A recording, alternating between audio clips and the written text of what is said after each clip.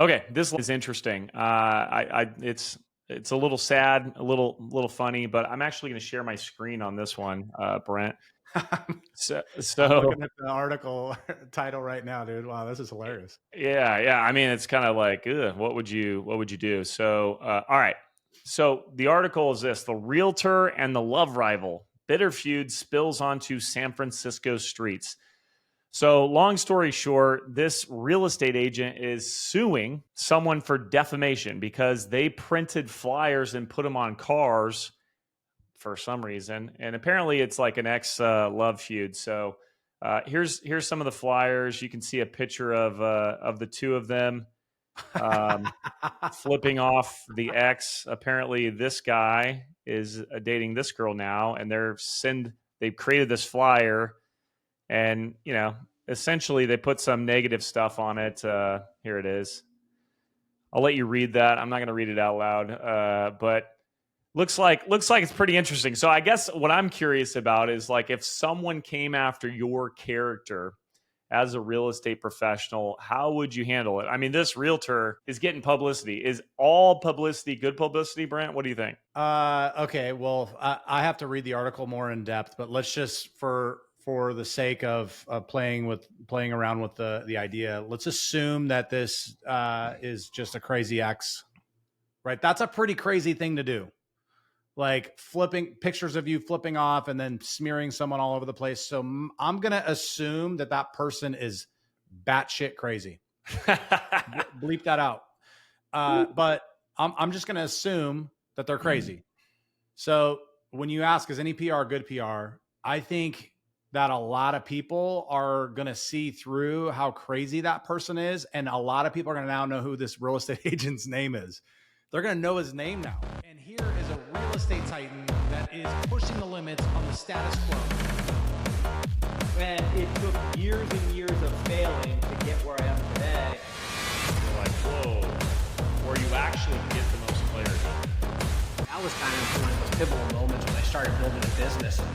I spent a lot of time becoming an expert salesperson. I wanted to talk to you a little bit about a new acronym you and I have been working on, which is RISE. So it's new, but just making sure everyone understands this. This is kind of our skill set portion of the conversation. So RISE stands for resilience, initiative, systems, and excellence. So tell me, Brent, which one of those is your favorite? Do you have a favorite?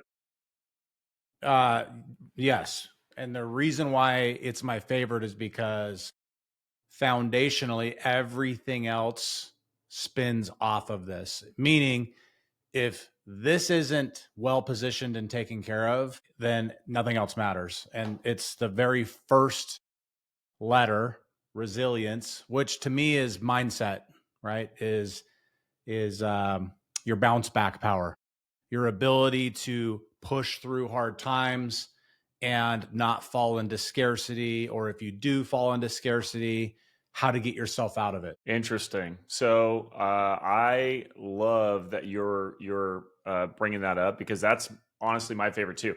I think if you like, okay, resilience, initiative, systems, excellence. So if you're not excellent, you don't really have systems, maybe you lack some initiative, but you're resilient. Like I would say that's the number one reason why agents get out of the business is because they lack the resilience. Because I mean, correct me if I'm wrong, Brent, but if you're going to be a real estate agent for a career, you're probably going to get punched in the face a few times. Would you? Can you concur? Well, here's the reality: is in life in general, we get punched in the face all the time, and it's how we choose to react to that punch in the face. The difference is once you're in real estate, your income is tied to it, right? So you can go get a job that pays you, $20 an hour, $30 an hour, $40 an hour, have not great resilience, bad mindset, whatever, show up, do the job, and you're still going to get your paycheck. The alternate side of that is in real estate. If you show up and you're not resilient, you don't have the mindset, the paycheck never shows up. So That's the difference. I mean, the reality is in life, in just overall in general, mindset is crucial, but in real estate, your income's tied to it. Yeah, Being yeah. an entrepreneur, honestly. So real But estate is Brent, just a that's like world of entrepreneurship. I'll take like the other side of this, which I know you're in, but like that's one of my favorite things about real estate is it is freaking tough. It's very difficult and you've got to be resilient. And unfortunately, or fortunately, depending on how you are, not everyone is. So when this business is punching people in the face, you know, I think what 9 out of 10 of those people in the first couple of years, they're not getting off the map, bro. They're getting out of the business. So like that's great news if you're one of those people that likes to get up after you get punched in the face. Here's what's interesting or funny to me, anyways, is all of the like when that lawsuit was happening and like the structure of income was going to change. I don't know, we can, most of Oh yeah, you, I unless you remember. were under a rock, remember that. And so you would see agents posting about it all the time. And if you get in the comments, it's every non-agent talking about like, oh, you guys aren't worth anything. Realtors are worthless. Look at you trying to justify yourself, all of those things in the comments. The funny thing about it is I would guess that the ratio would be exactly the same. 9 out of 10 of the people commenting would fail out of real estate. The ones saying you're not worth it, you're worthless, realtors don't do anything, they don't realize how incredibly difficult this industry is in the form of you're unemployed every single morning when you wake up. So for those listening, kudos to you for still being in this business and for still getting after it every single day, because I think we're an anomaly. There's very few people that are like successful real estate agents. Yeah, and when you can succeed at this business, I mean, it's funny because a lot of people come in here and have success. They were highly successful prior, and or like they could probably be successful doing a lot of things, and they just happen to choose to remain in real estate. So Hold let's on, get. hold on. I do want to add one thing to this because I think it's an interesting spin. So there was a lot of people. The ratio probably wasn't 9 out of 10 between 20, call it 2018 and 2021. The ratio was probably much lower because you didn't have to have a great mindset. You didn't have to have a great skill set in order to sell enough real estate to earn an income. So there is kind of this other side of it. Like in a really hot market, everybody's a genius, everybody's amazing, everybody's a great entrepreneur. And so what I love is that the shift in the market, it's gotten significantly more challenging, has brought out the best in the best. And you're seeing people either fall out or decide to do it part-time or whatever. What are your thoughts on that? Well, I don't disagree at all. And in fact, here's evidence for us. You and I are real estate coaches, and we, help people, hit their goals. So here's an interesting thought on that front.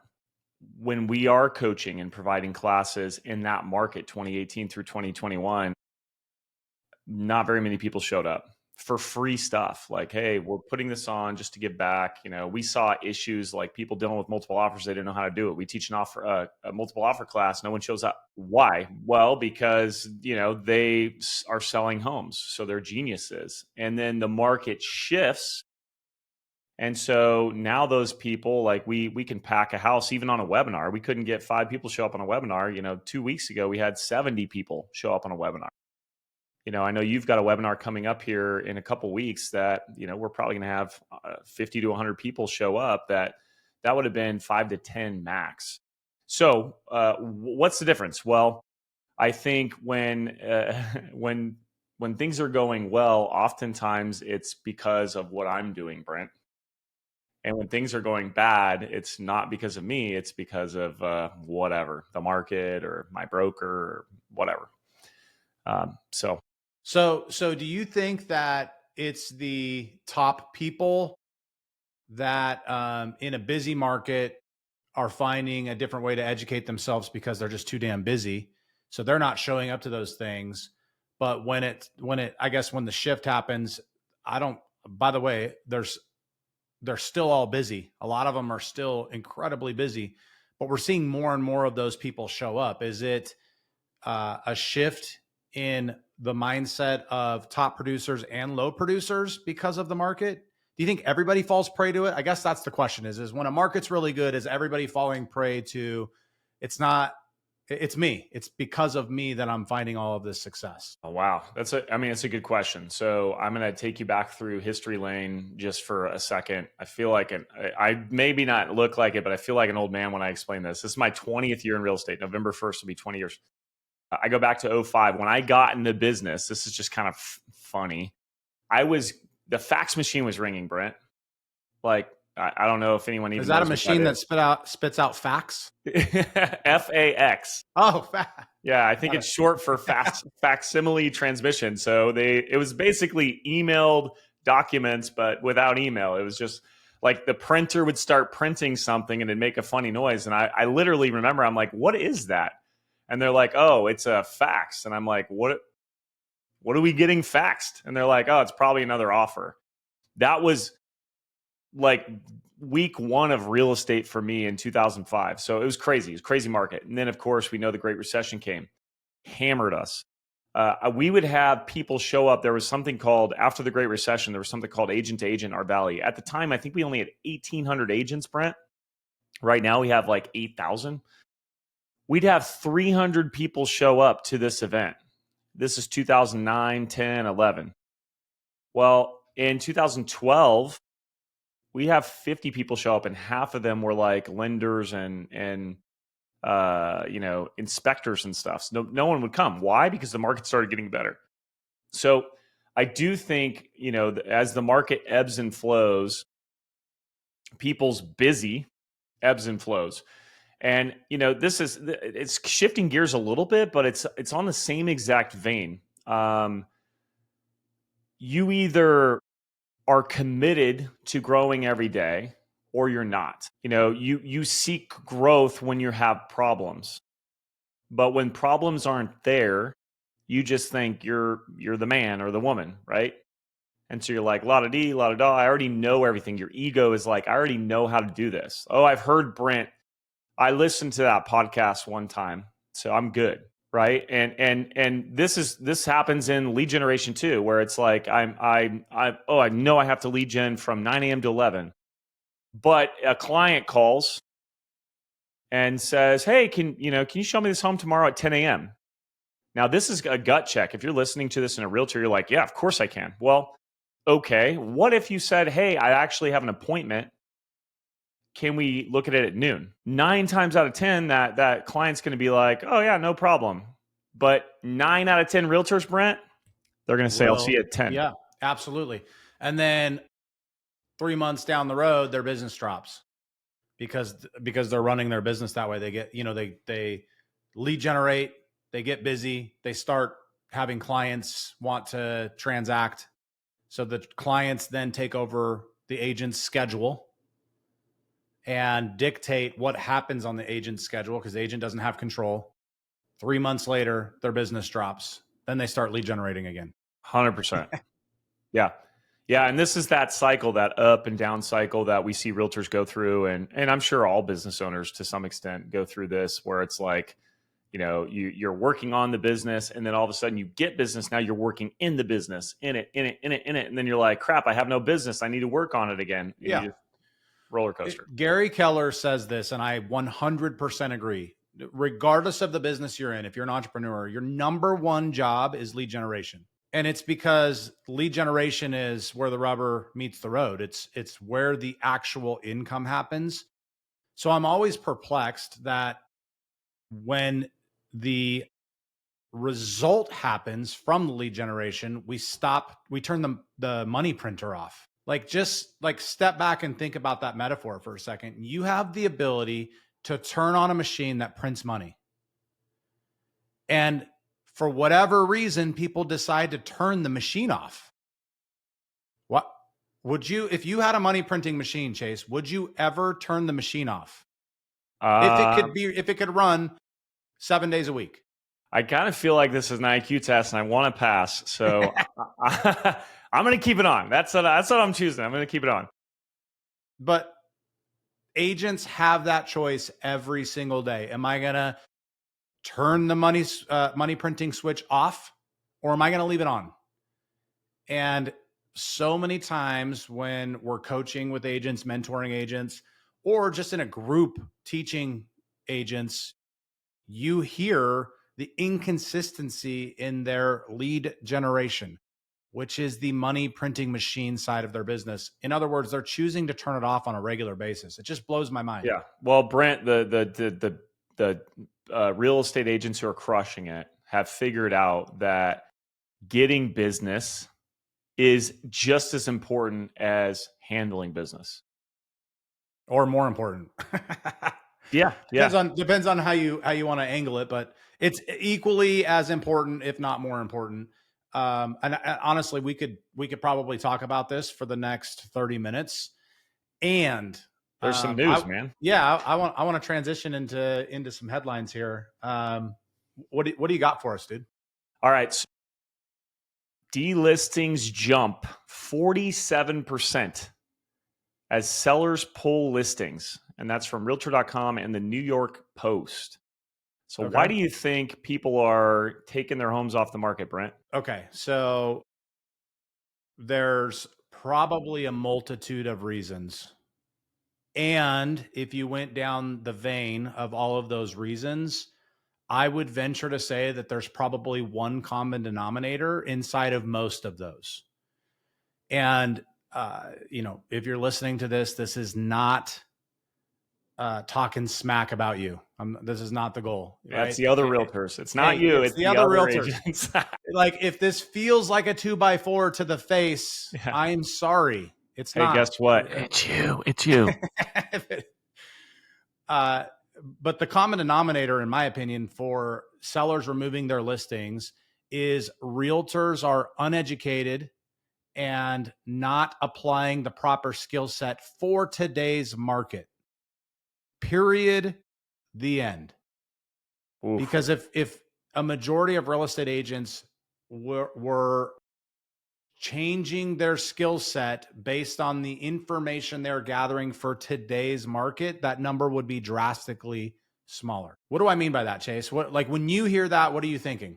Well, I guess what I'm thinking is, like, first of all, so you're the agent out there and you're like, hey, my seller's crazy. Like, they wanted this X price. Like, what am I going to do? Not list it? And the answer is yeah, don't list it. But secondly, like, if let's just say there was like this monopoly on listings, and you're actually, I'll flip this and I'll just say, if you had to write a check for $5,000 every time you took a listing, would you price it right? And I think the answer is yes. And Brent and I run a real estate team in Boise, and one of the things we know is we write a check every time we take a listing, and it's pretty significant. So that's just something to keep in your back pocket. It's like, imagine you had to write a check to take this listing. Like, are you going to take it at the price they said? So yes, some of those people never should have listed their home because they never would price it right. That's true.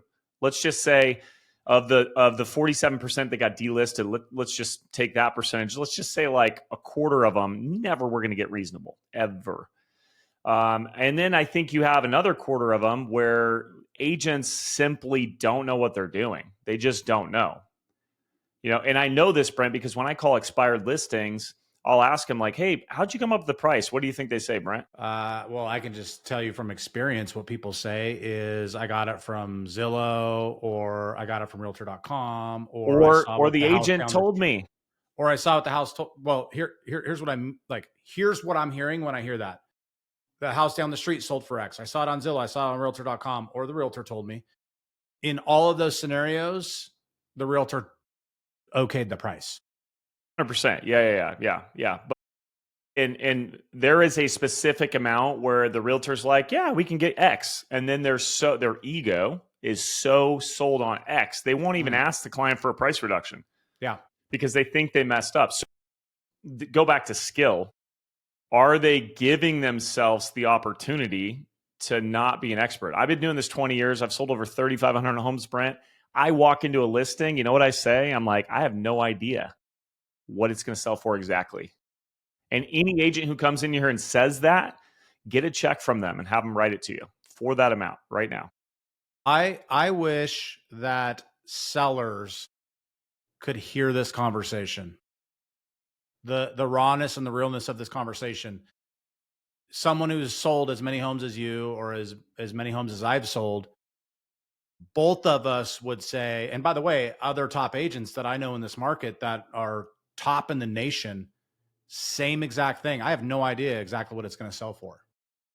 And yet inexperienced agents go in and say, here's the market value. Here's what it's going to sell for. Here's what I'm going to get for you. And so that's probably mistake number one, right? What's mistake number two? Well, mistake number two is like buying the story from the seller, right? Like, well, we put in, Brent, I just put in brand new carpet, and they don't ask him like, why? Well, because it smelled like shit and it had stains, and like, okay, well, homes aren't supposed to smell like that, and they're not supposed to have stains. So like, you didn't add value. You just made it what it should be. Yes. So there's a lot of, lack of education around, what adds value, like, hey, I just mowed the lawn, Brent, like, let's get this price up.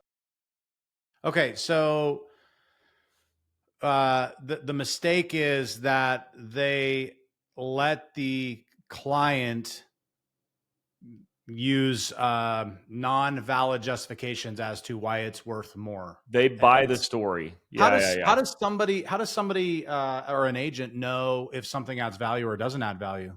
Well, here's a simple simple thing. And we've got a couple other news stories I want to get to too, but here's a simple thing. When's the last time your buyer said, hey, did the seller do X? That's an instant gut check. So when the seller's like, hey, this home's 50 years old, but we put a new roof on.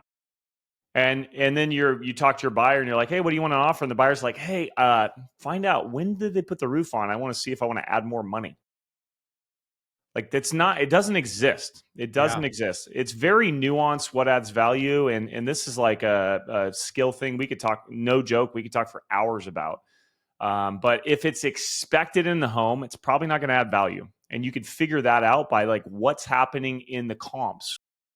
What are the active competition looking like? What's it looking like? And that's the last thing, Brent, that I guess I want to say on this. And I'll give you the last word for like 1 minute. But the agents are using sold and pendings and then pricing. So what's the problem with that? So here's the challenge in the market that we're currently in.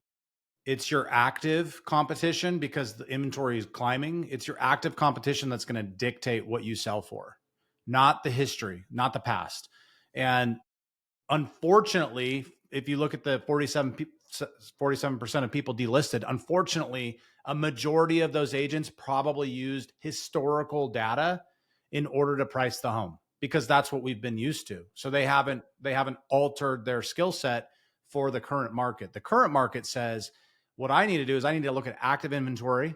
I need to look at absorption rate. So how many in that area, in that price, and in the features of the home are going pending per month.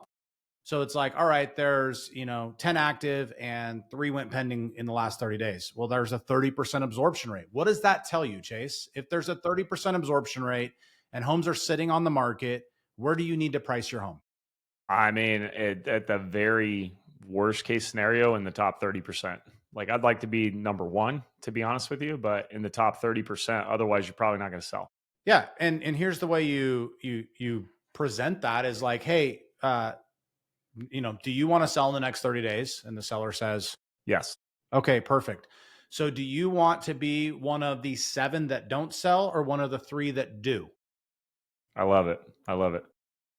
All I right, want to be let's one of jump. the three that do. Okay. So in order to be one of the three that do, you have to you have to out compete the other seven.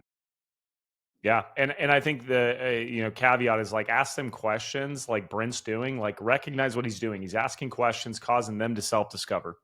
Yes. So let's jump to another article that just hit. We don't have to spend a ton of time on this, but I thought it was interesting. Is that wealthy strategy via residency? So what's happening is wealthy families. I'm put wealthy in quotes because I think that's all subjective, but for their kids going to college, in order to save money, they're actually buying homes in the state so they can get residency.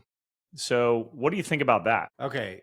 Well, being an entrepreneur and a real estate agent, the first place my mind goes with this is how do I align myself with people that are moving here? Their kids are moving here to go to college, and how do I educate them on how to do this? Yeah. That's where my mind goes. But I have a lot of other thoughts, but honestly, like that's the only part of that story that I care about is like, how do I, as an agent, how would I, through strategic positioning, find people whose kids are going to go to BSU or wherever, and how would I, or whatever state or college you're near, and then how would I pitch them on buying a home to reduce their tuition? Yeah. I would look at like what colleges are near me, if any, and if there's colleges near me, what are the rules in that state to get residency?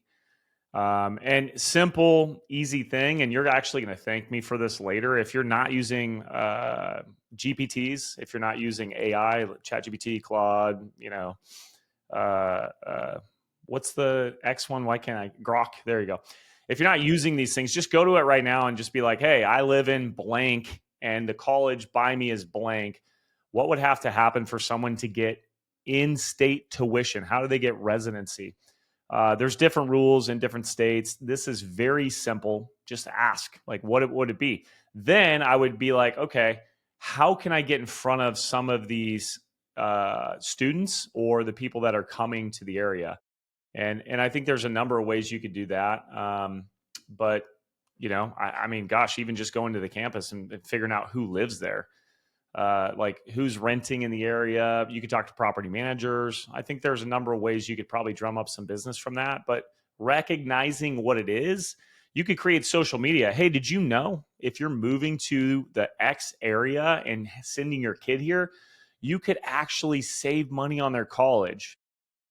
DM me and I'll show you how. Like there's some simple things you could do to get some business there. Yeah, for sure. All right, Brent, I know it's time for hot takes. What do you got for us, man? What's going? All right, so what are we talking first about? of all, here's what we do. Here, like I scour.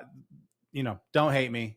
I am not a social media junkie, but I scour social media, and the algorithm has somehow picked up that I like sit and like read the comments of these posts. And so it started serving them up to me. And I'm like, oh my gosh, okay, what am I going to do with this useless information that now is being served up to me constantly on social media? And so basically what it is people have figured out that you can say, they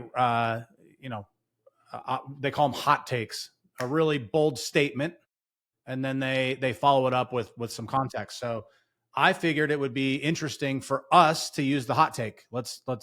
So I've pulled some hot takes out. And so I'll say the hot take, and then let's talk about our thoughts around if we think it's true or not and why. Let's hear it. All right. So first one, you're not in a tough market. You're in a lazy market. All right. So where my mind goes is that the majority of agents, unfortunately, or fortunately, depending on which one you are, I'm sure you're not the lazy one, but the majority of agents are lazy. Like the market's moved, which means you got to move. So, if you're not willing to move or change the way that you've done things, then you're probably blaming the market. And here's the real hot take. If you're blaming the market, you're not looking in the mirror. Yeah. So The lazy part, in my opinion, is because there was a lot of people hustling in the busy market. I think my take is someone being in a lazy market, quote unquote lazy market, is a significant amount of agents haven't invested in what is the most important thing in today's market, which is your skill set. And that is a constant sharpening of your sword every single day. It should be a part of your daily regimen to work on your skill set. And if So you're it should not, be on your calendar. yeah, 100%. And if you're not, like, frankly, you're being lazy. Yeah.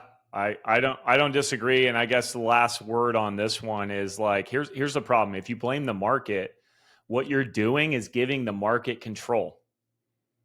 And what you're actually doing when you're giving the market control is you're removing your own control.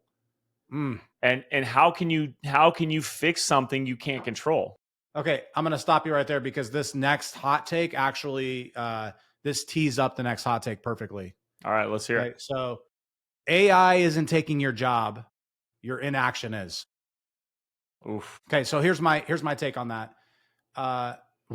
If number one, if you're not using or learning to leverage AI inside of your business, AI will take your business.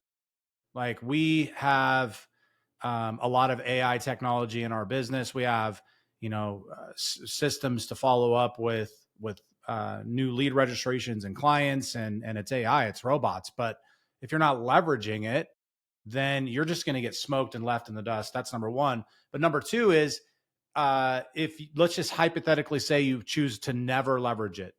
Well, if you're not increasing your activity, your action, then you're also going to get smoked, because the agents that are leveraging AI are becoming more efficient, more effective. And, let me give you an example, Chase.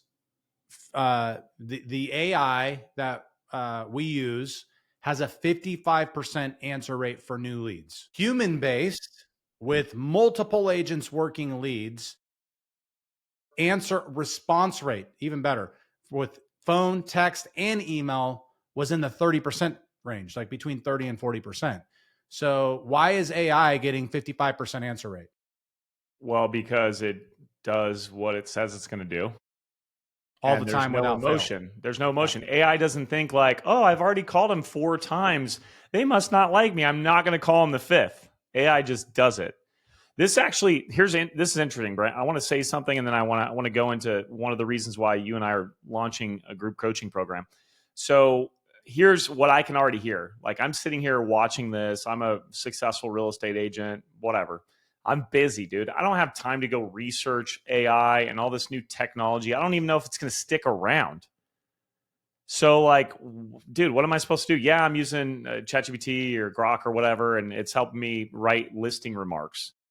But like, I don't have time to go study this stuff. When am I going to sell real estate? So that's one of the reasons why you and I are launching group coaching. And I guess I just like, how would group coaching and AI benefit someone right now? Well, the limiting belief that's bounced between my ears, honestly, is wow, with all of this AI advancement, will people need coaching, or is my coaching business going to suffer because of it? And, just being fully transparent, like, that was the limiting belief. And what we know, Chase, is, if you fight hard enough for your limiting beliefs, you get to keep them. So I've had to reconcile with that. And here's the reality that I came to is, I think more than ever, people need coaching, mentorship, and guidance in the world of AI, because things change so quickly that it takes a group of minds and a group of masterminding and a group of guidance in order to pivot quickly. That's my You hit the nail on the head. I mean, the reality is you don't have to go study and find out which AI is doing X and which AI is doing Y, but you better have someone in your world who is. And, that's why we're launching group coaching. You should be able to, if you're seeing this and you have questions, like, reach out to us. You can send an email to grow@realestate.network. realestategrowth.network. realestategrowth.network. You can send an email there, or if you're watching on YouTube, there should be a link. You can get some more information on group coaching. But that's one of the reasons why we're launching a group coaching program, is because there is too much going on. And if you're an individual agent, or even an agent on a team, or even if you have a group and you don't have time to go study and research and do all this stuff and sell homes and hit your goals, that's what group coaching exists for. So what else do we got on hot takes? You got any more? Last hot take. I liked this one because it could be spun multiple ways, and I liked the way they spun it, but I'm curious how you would spin this. You're not burned out. You're just bored and broke. Oh, God. Okay. So burnout is the excuse, like, oh, I'm burnt out, blah, blah, blah. But the reality is, you know what you should do. It's boring. I should make calls, but I already know that. I just don't like to do it. And if you're broke, it's because you're not making calls. So that's interesting. I mean, I totally agree with that, by the way. Like, I see plenty of people, Brent, who are, like, I just don't know how to handle this market. And it's like, okay, how many calls you make today? Well, like, I just look, this market's hard, right? They're focusing on everything but themselves. And here's the reality, Brent. This business is complicated as we are making it sound. It's very simple. You are either helping someone buy or sell a home. That's one of the things we do. Or you're finding someone that you can help buy and sell a home. That's it. There's only two things that really exist. It's simple. Yeah, it's very simple. I'm not saying it's easy, but it's very simple. So when they say you're bored and broke, well, you're bored because you know what you need to do. You were just hoping there was something that was more fun or less stress or less friction. So here was my take. My knee jerk when I first read that was my head instantly went to, you're not burned out. You just don't have purpose. That's where my head went. And I think this is multifaceted. I think one of the conditions that we currently have as a society is we doom scroll. We don't monitor what we're putting in our head, the input that we're having. We're not focused on the mentors that we have in our life, and we haven't slowed down enough in our life to figure out, like, why am I doing this every single day? What is the purpose? And here's the reason why purpose, I think, lack of purpose creates burnout, is because real estate, entrepreneurship, anything in life that generates revenue, a lot of time, like, success is boring. It's mundane. It's monotonous. It's repetitive. And yes, I said monotonous and repetitive on purpose. So the reality is if you have a inner purpose, that's where you get the excitement, and that's where you get the drive to continue, is because you are pushing towards this thing that matters to you so much. And burnout becomes a thing of the past when you have something like that. That's an instantly knee-jerk reaction when I read that. Oof. Well, I don't disagree with any of that. I mean, I think it's not that you don't know what to do. You need to talk to more people about real estate, period. So what are you waiting for? I mean, that's the bottom line. So let's land the plane here. We're out of time. That was quick. I mean, it didn't feel like 45 minutes. So how are we closing out here, Brent? What's like some takeaways or ahas? What are some things that are running through your head here? Well, I think the biggest takeaway I have from our conversation wraps around skill set. So if you're listening to this and you're not focused on skill set, especially as it pertains to pricing listings, but skill set in the conversations you should be having. I was coaching a group of agents yesterday 2 days ago, and we were talking about objections, and they were saying, the market, the economy, rates, all of these things. And their response was in the conversation to a client was to problem solve it. And the reality is like, well, why would you problem solve it? You don't even know if they're motivated. You don't know if there's motivation there. So why wouldn't we go to motivation first? And so, back to skill set. So my takeaway from this whole conversation is, if you're not putting a significant amount of time into your skill set, knowing what to say, how to say it, why you're saying it, the context behind it, how it applies to the current market, how it applies to your life, how it applies to the consumer. If you're not focused on that, then the market's only going to get harder for you. Yeah. And since you brought up skill set and you said the most important skill set right now is pricing listings right, I just want to give people a little gem, the people who stuck it out for the whole entire thing. Here's another little gem. I'll give you two, actually. The best way to get a price reduction is on the listing appointment before you ever list the property. Get it priced right then. That's when you should fight. It's way easier up front, right? Any of you that have ever had a job somewhere, it's way easier to get the income you want during the interview process than it is after you start working there and you want to get, a big pay increase. So it's the same exact thing here. Like, go into that listing appointment confident, be knowledgeable, share your knowledge with them, ask them questions that cause them to self-discover what the value really is. And then if you're actually, you're like, Chase, that's cool, but I've got 20 listings that are sitting that I overprice. Okay, so simple. Use what Brent said earlier. He said, pull the active comps. So what's the competition I'm working with? How many homes in this, meeting this criteria have sold in the last week? Okay, go to your seller and say, hey, these sold in the last week. So there was 10 on the market, 7 didn't sell, 3 did. What do you think we need to do, Mr. Seller, to be one of the 3 that sell this week?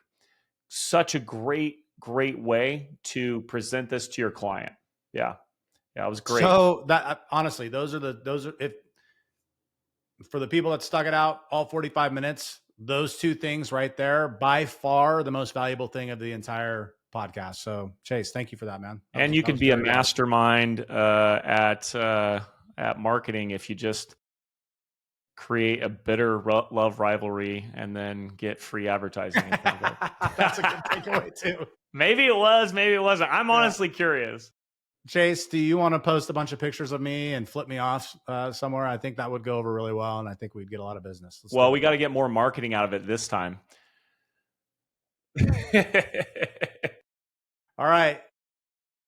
Everybody on here, thank you so much for showing up, and we'll see you next time. Thank you, Brent. See you guys.